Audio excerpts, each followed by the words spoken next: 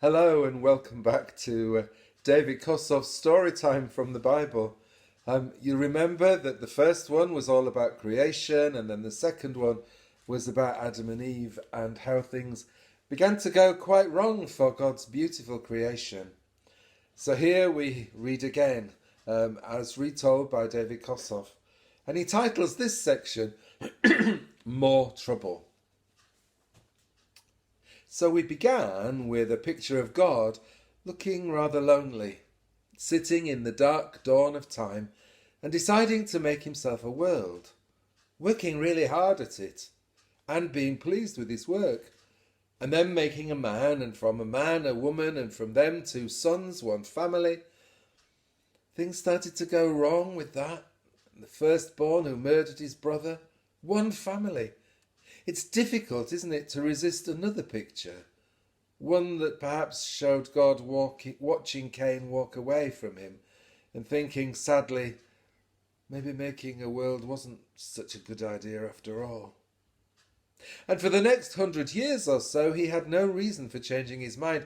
In fact, things got so bad that God was completely discouraged. He picked Noah and his family and decided it was time to go back to the beginning, to page 1.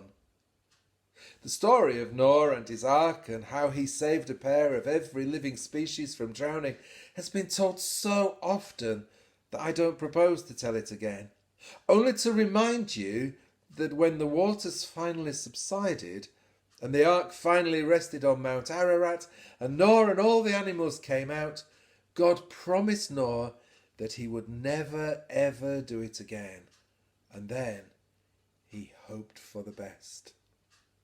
Well, the years passed, and then God had the Babylon business to look after. Up until then, the whole world had had just one language. It was nice and simple. But purely to protect himself and to stop the people from Babylon from building that idiotic tower of theirs, God fixed it so that everyone spoke differently. And if I'm honest, confusion and suspicion has reigned ever since. So God had thought Noah worthwhile, and he'd chosen him and his family for special work. But even after Noah, God was still a bit wary of those people he'd made, and the Tower of Babel made him even more so. He watched and he waited for someone really special to turn up. He actually waited about 400 years, which is a good long time even for God. But this had to be the right person. This one was going to start a new kind of people. God hoped so, and so he had to choose very carefully. You would think, wouldn't you, that God would pick someone young to start a new kind of people, someone who hadn't seen much, who perhaps was a bit mystic, someone religious who lived remotely from worldly things. But instead, God chose a middle-aged man who had lived in large cities all his life. A mature man with a good-looking wife, no children, and well used to the good things. He had a good home, a fine home, a good business, many servants. His name was Abraham, into whose mind God spoke of fantastic things, and who listened to God with perfect faith. Abraham, who did not question, and when God said up and go, he upped and he went. But understand first the sort of life he went from. By large cities, I don't mean a bigger than usual collection of tents and mud huts. Not at all. Abraham was born in the city of Ur, near the Persian Gulf, where the river Euphrates empties. And after he married, he moved with his wife, his father, and his nephew, whom he was bringing up, to another city far north called Haran. And both Ur and Haran were civilized, sophisticated places, filled with fine houses and rich plantations, elegant, cultured people who knew of music and poetry and mathematics. People who dressed in beautiful clothes and had jewellery made of gold and silver and every kind of precious stone. And these cities had many temples.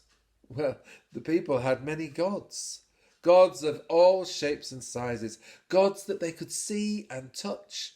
familiar gods. No home was complete without 3 or 4 of their own, regularly dusted and put carefully back. So you can imagine what Abraham's family said when he told them that the God had spoken to him. And it was a voice, just a voice. No idol, no thing, just a voice. Well, they thought Abraham was mad. "Tell me again, my son," said old Terah, his father. "You say a God spoke to you? Which God? Which one? I know he is only the real one." "I can't tell you. I just know.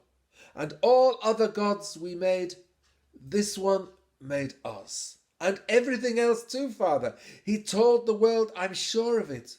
He made everything." "Tell me what it was he said," said Terah. And Abraham spoke gently and patiently, for he loved his old father and he knew he was upset. He said, "I will leave you and your house and go where he would lead me. He said he would make my name famous and my family into a great nation." The old man shook his head very sadly. "Your family?" he said.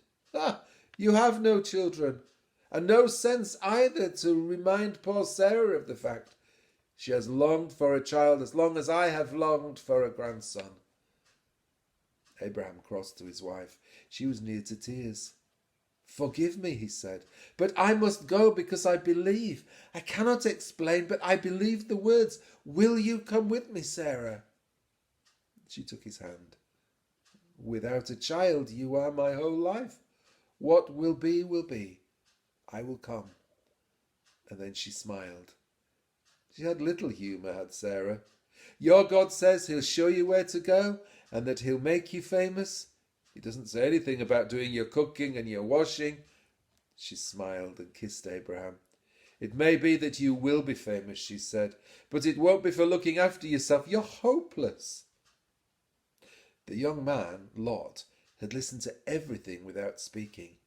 He knew his uncle Abraham rather well, and he looked on him as a father since his own had died. He was part of Abraham's family, and he had a good job in Abraham's firm, an import-export business, one of the biggest in the city. A beautiful house in town, another down by the river, lovely possessions, so many servants. All of this to be left behind, walked away from? Maybe his old grandfather was right. Maybe his uncle Abraham had gone mad. And then Lot raised his head from thinking, and his eyes met those of his uncle. Abraham's eyes were not mad eyes at all. They were calm, affectionate, a little amused.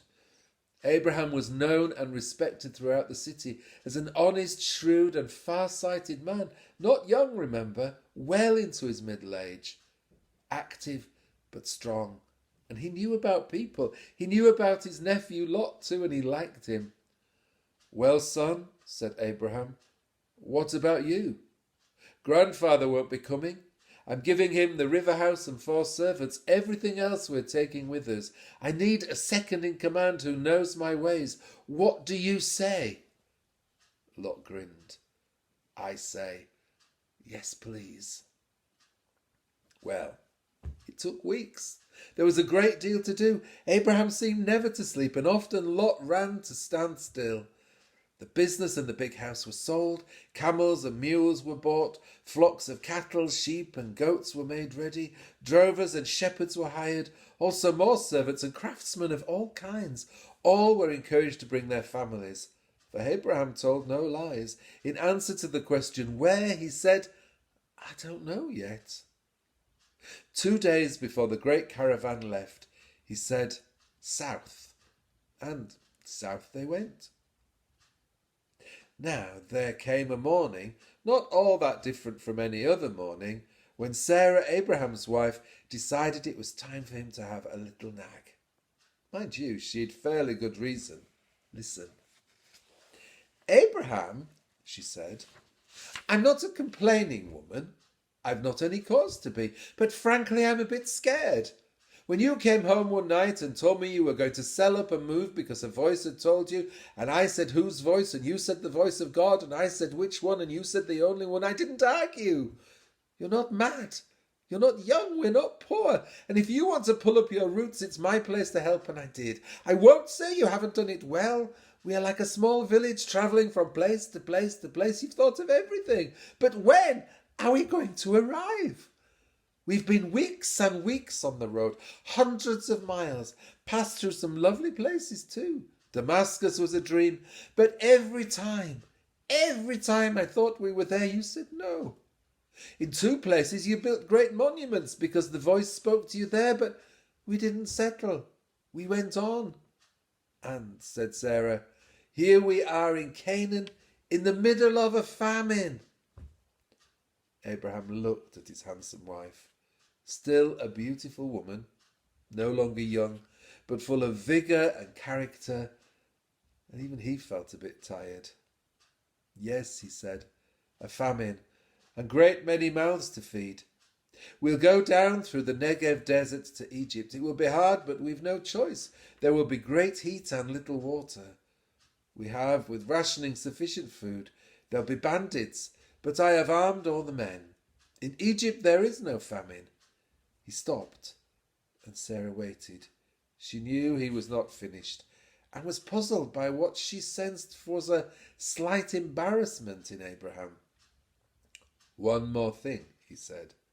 It's said that Pharaoh, king of Egypt, now past his youth, looks only to the north for the women of his house. He is not attracted to young girls, but to mature women. He's been known to kill a husband to get a wife, to destroy a family to steal the mother. We are from the north, and you are beautiful, my Sarah. What can we do? Said Sarah. It may be, said Abraham, that a spinster sister will attract the king less than another man's wife. We will say you are my sister, and you will dress plainly and keep out of sight. Of course it didn't work. Abraham and Sarah hadn't been in Egypt more than a week before Pharaoh had them over for dinner and told Abraham that his sister was to be given the honour of joining the harem right away, a second favourite. Your sister will live like a queen, said Pharaoh, and you will be rich beyond your dreams. Cattle, servants, gold, silver, jewels, I will pay you very well. And he did too, but got nothing for it. God looked after the whole thing. Sarah moved into the palace and Abraham was paid off. Pharaoh gave a huge party to celebrate his latest wife, and in the middle of a rather cocky speech, he was struck by a sudden kind of paralysis. So were all the other men in the court, and it went on, the women of the court nearly mad with boredom. Pharaoh's soothsayers finally told him that they thought the trouble had some mystical, magical connection with the latest wife. Maybe, they said, the lady Sarah is protected by a god or is betrothed to a god. Maybe her brother Abraham is a magician in league with some god. They weren't far off. Get rid of her, he said, and her brother. Ask for nothing back. Tell them to go back up north where they came from. Poor Pharaoh. He gave the orders and he began to feel a bit better. And when Abraham and Sarah went to his sick room to say goodbye, he looked from one to the other. You don't look like brother and sister, he said. I think you are man and wife. Oh well. Never mind whatever you are, your family. God knows his business. And he was right, as we have seen. More next time. Bye for now.